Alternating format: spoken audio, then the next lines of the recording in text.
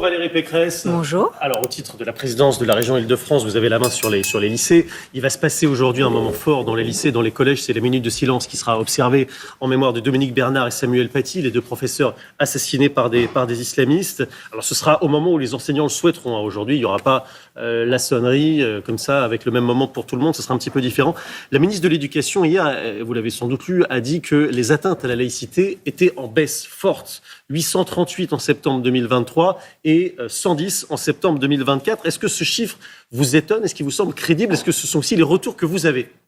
D'abord, je voulais dire que je serai évidemment avec le Premier ministre Michel Barnier au collège de Conflans-Sainte-Honorine qui va prendre le nom de Samuel Paty, ce collège de Conflans-Sainte-Honorine dans lequel malheureusement Samuel Paty, à la sortie duquel malheureusement Samuel Paty a été tué.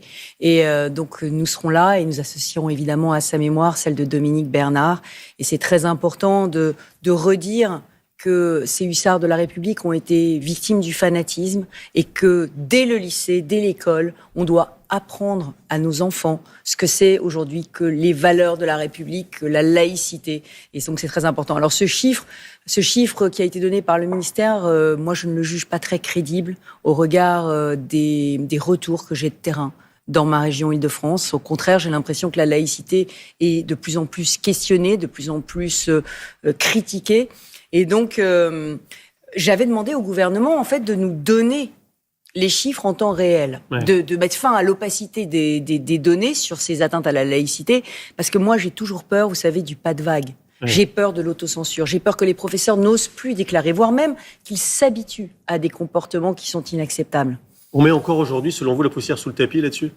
Je le crains. C'est pour ça que je demande vraiment les chiffres, lycée par lycée. Parce que la dernière fois qu'on nous avait donné les chiffres, paradoxalement, il y avait plus d'atteintes à la laïcité dans les beaux quartiers que dans les quartiers populaires. Et ça, c'est très inquiétant. C'est un mauvais signal. Parce que ça veut dire qu'en réalité, dans les quartiers où il y a effectivement des gros problèmes de cohabitation des Français, eh bien, en fait, on remonte pas les informations. Alors nous, on va prendre l'initiative en Île-de-France pour les lycées cette année, en 2025, puisque c'est non seulement c'est une année très symbolique, c'est le 120e anniversaire de la loi de 1905, et c'est aussi malheureusement le 10e anniversaire des attentats de Charlie Hebdo et du Bataclan.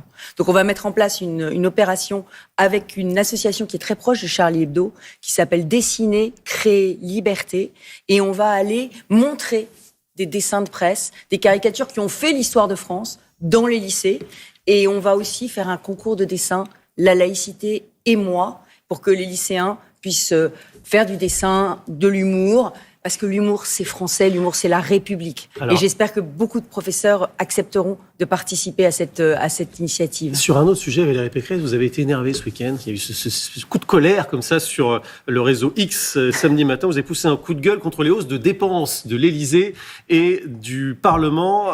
Vous avez dit c'est pas normal. Eux, ils augmentent leur budget alors que nous, on nous demande de les baisser. Est-ce que vous avez eu des retours depuis de la présidence ou bien de la présidence des deux chambres du Parlement ? Oui, j'ai eu un petit mouvement d'humeur parce que vous savez que l'État va baisser de 5% les dépenses des régions et de toutes les collectivités locales. 5% de baisse, ça nous tombe comme ça. On va être responsable de faire des économies, nous, alors que c'est l'État qui est en déficit. Alors, quand j'ai vu qu'il y avait 2,5% de hausse pour l'Élysée, 1,8% pour le Parlement, j'ai dit, eux aussi, moins 5, économie pour tous. Et alors, du coup, j'ai vu que le ministre des Finances avait dit, effectivement, la République doit être exemplaire et donc il faudra des amendements au Parlement. Et écoutez, je pense que c'est un bon signal. Je pense que personne ne peut dire qu'il ne peut pas se serrer la ceinture aujourd'hui parce qu'on va demander aux Français de se serrer la ceinture. Et est-ce que c'est vrai de dire que les collectivités territoriales ont fait cramer la caisse, pour reprendre cette expression que vous avez utilisée pour la présidentielle ? Alors moi, j'ai utilisé cette expression dès 2022. J'ai été lanceur d'alerte. Personne ne pourra me reprocher de ne pas avoir dit la vérité. Le gouvernement a cramé la caisse et il a continué en 2023 et en 2024. Est-ce que les collectivités territoriales aussi ? Alors, il y en a qui gèrent, qui gaspillent, et il y en a qui gaspillent pas. Et la vérité, c'est que ce budget 2025, il est très injuste. Il est très dur et il est très injuste parce que, en fait, c'est impôt et rabot. Alors, impôt, c'est des recettes nouvelles et rabot, c'est on baisse les dépenses pour tout le monde. Sauf pour l'Élysée, le Parlement, etc. Mais on baisse les dépenses pour tout le monde. Baisser les dépenses pour tout le monde, ça veut dire qu'on prend pas en compte ceux qui ont été vertueux, comme la région Île-de-France, qui a baissé de 20% ses dépenses de fonctionnement en 10 ans. Voilà, j'ai supprimé 15 structures. J'ai le ratio de dépenses de fonctionnement par habitant le plus faible de France. 212 € par habitant, la moyenne des régions, c'est 312. Donc on va me demander de faire des économies de 5%, comme les autres, alors que je les ai déjà faites. Donc vous voyez, c'est un peu injuste. C'est pas grave. Moi, ma conviction, aujourd'hui, c'est qu'il faut un budget à la France. Voilà. Et il faut qu'on fasse tous des économies parce qu'il faut qu'on soit tous responsables des erreurs du gouvernement. Parce que je le répète, c'est le gouvernement qui a cramé la caisse, c'est pas les collectivités locales. Le gouvernement qui veut faire un effort de 60 milliards, qui avait dit au début, ce sera 2 tiers de dépenses en moins et 1 tiers de recettes en plus, sous-entendu les impôts. Sauf que le Haut Conseil nous dit que c'est le contraire. Le Haut Conseil des finances publiques, il dit c'est le contraire, c'est plutôt 2 tiers d'impôts supplémentaires, de recettes supplémentaires et 1 tiers de dépenses. Est-ce qu'il y a tromperie sur la marchandise? D'abord, soyons clairs, il faut que ce budget soit voté. Parce que s'il y a une motion de censure, ça va être la crise financière. S'il y a la crise financière, ça veut dire que les taux d'intérêt vont monter, que les Français ne pourront plus emprunter, que les entreprises ne pourront plus investir. Donc il faut que ce budget soit adopté. Mais là où je suis d'accord avec vous, c'est que je pense qu'il faut des inflexions au Parlement. Il y a trop d'impôts dans ce budget, pas assez de baisse de dépenses de l'État, on en a parlé. Il y a une mesure que je trouve très injuste, c'est la désindexation des retraites. Parce que nous avons beaucoup de retraités aujourd'hui qui vivent à l'euro près. Et moi, je pense qu'il faudrait sanctuariser les retraites. Et en revanche, je pense qu'il faut remettre sur le métier la réforme de l'assurance chômage qui permet de remettre plus rapidement les Français sur le marché du travail. Donc on a cette et puis il faut des réformes structurelles. Et moi, ce qui m'inquiète, c'est quoi des réformes structurelles? C'est quand on supprime des structures. Voilà. Mais oui, mais non, mais il y a tellement de doublons aujourd'hui. Ce qui coûte de l'argent, c'est les doublons. C'est d'avoir 5 niveaux de collectivité qui, toutes les 5, vont faire un plan vélo. L'État fait un plan vélo, la région fait un plan vélo, c'est notre compétence, les transports. Le département fera un plan vélo, la métropole fera un plan vélo, la ville de Paris fera un plan vélo. En Ile-de-France, on a 5 niveaux d'administration. Vous savez, le rapport Woerth a dit la métropole du Grand Paris devrait être supprimée. Bon, supprimons-la. Moi, l'ADEME, toutes ces agences para-étatiques, chaque ministère crée son agence. Mais si on réinternalisait l'agence, on supprime les structures, on supprime les loyers, on supprime tous les frais de structure, un comptable, un contrôleur de gestion, un RH, un chargé de communication. Voilà. Je vous assure, c'est ce que j'ai fait à la région. J'ai supprimé 15 structures. Et aujourd'hui, Julien Arnaud, vous êtes francilien. Qu'est-ce que j'ai supprimé ? Le pass Navigo, enfin, vous avez facilité les choses pour les transports, c'est ça dont vous voulez parler? Non, qu'est-ce que j'ai supprimé comme structure administrative en Ile-de-France?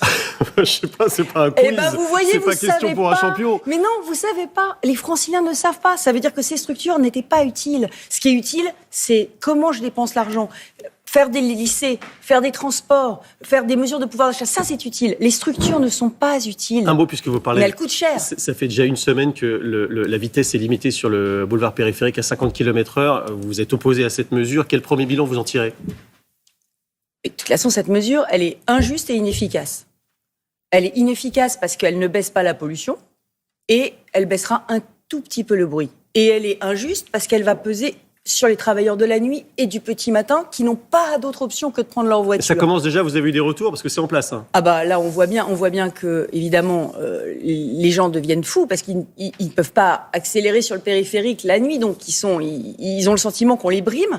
Et là encore, je le dis, c'est inefficace écologiquement. Ce qui est efficace, c'est les enrobés phoniques. C'est de mettre des enrobés sur les voies qui diminue de 7 décibels le bruit, alors que la réduction de la vitesse, c'est 2 décibels. Mais simplement, pour faire des enrobés phoniques, il faut de l'argent, monsieur Arnaud. Et nous, la région, nous avons proposé à la ville de Paris de payer la moitié des 30 millions qu'il faudrait.